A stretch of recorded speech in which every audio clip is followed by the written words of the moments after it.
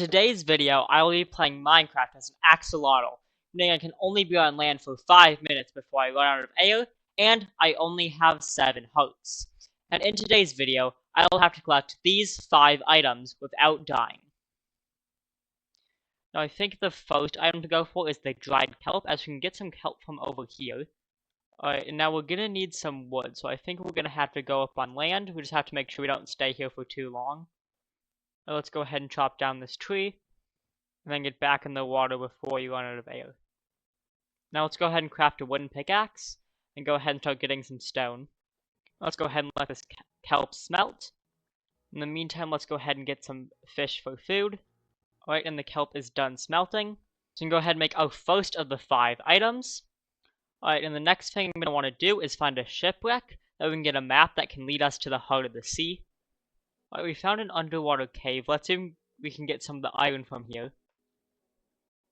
Okay, there's some iron right here. Alright, we just need 4 more for the chest plate. Alright, now let's go ahead and smelt that so we can get our iron chest plate.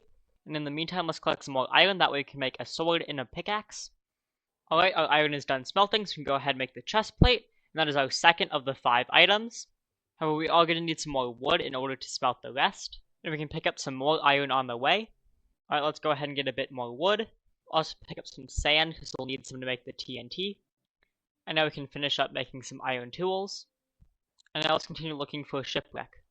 Alright, I didn't find a shipwreck, but I did find one of these underwater ruins, which it should have a chest in it.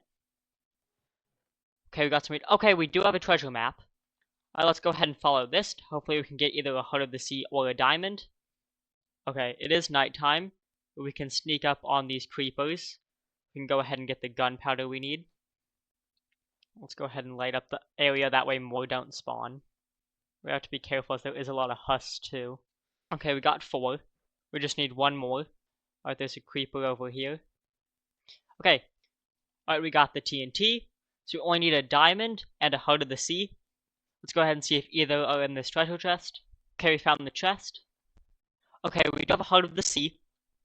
So we're only missing a diamond now. Let's go ahead and grab this extra iron.